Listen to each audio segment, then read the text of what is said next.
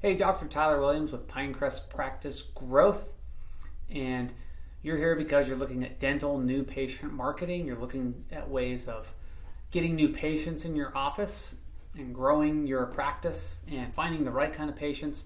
Hopefully not just any kind of patient, but patients who are the right fit for what you offer. And what I mean is, if you're a high-end office, you probably don't want to attract, patients who are looking for the cheapest option or Medicaid or only what insurance covers, those type of things. On the other hand, maybe you're a high PPO office and you're just looking for volume and number of patients and bodies and chairs and be able to serve everybody with insurance. And that's a fine model too, right? Maybe your niche is really dental implants or full mouth reconstruction. Maybe you're more bread and butter dentistry, which is great too.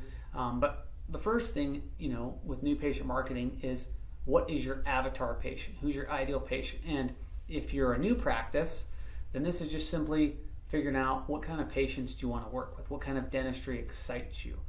For me, I love kids, but I don't love pediatric dentistry to the point where I do it a lot, right? We have a number of awesome families in our practice where we help out with their kids. But for the kids that have a lot of extensive needs, we prefer to refer them out because we like to focus on adults and helping adults get their smile back and get their mouth feeling comfortable and overcoming fear and anxiety. That's a lot of fun for us.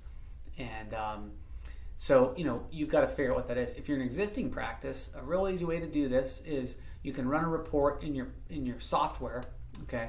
And you can look at how much your patients have spent, and you can filter that by name. And you can also filter it by patients with insurance and patients without insurance. And those two reports, okay, total spending by patient name, and then patients with insurance, patients without insurance. You run those two reports, you're going to get a real clear picture on who spent the most with you. And it might not just be the most money, but the most visits. They've kept their recare, they kept their checkups, okay?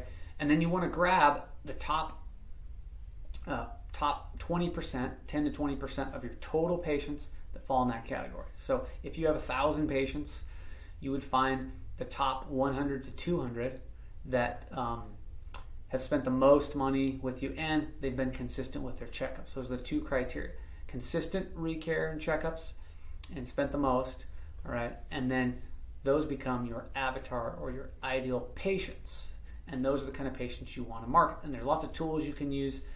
There's reverse demographics that you can use. There's reporting services you can buy where you can actually mirror patients that look like those patients based on address, income, household size, those kind of things. And you can market to those kind of people because those are going to resonate and be the best match to you, right? The three keys to great marketing is: do you have a good message? Are you matching it to the right list? And how are you communicating with those people? All right. Some patients like things in the mail. Some people like them emailed. Some people like them text. Some people like it in person. Most of us like some combination, but you have different ways to communicate the message. You find your ideal list, okay, and then you have a message that resonates with them, right? So if you serve, older population, a really good thing to do is look at what AARP sends out, right?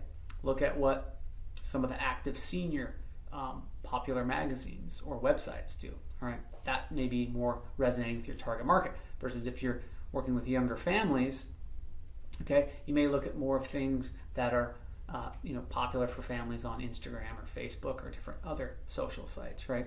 And then making that match. And the great part about it is this allows you to create your avatar patient. Now, once you do that, then you can start to reach out to those people, and there's some really cool ways you can do that online organically so that you don't have to spend a bunch of money, thousands of dollars on marketing that may not work.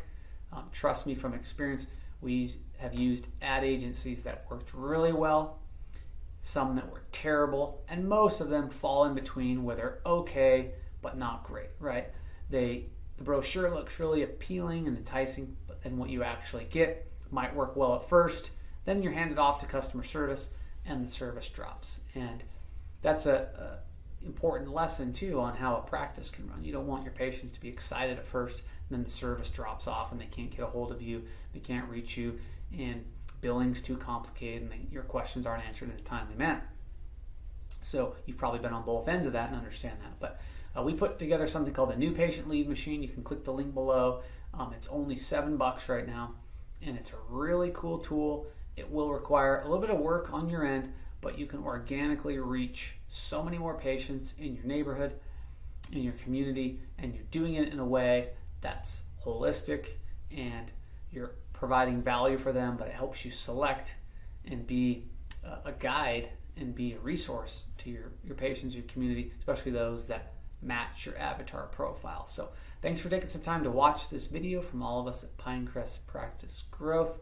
We hope your practice continues to grow, it's healthy, and have a great day. Thanks.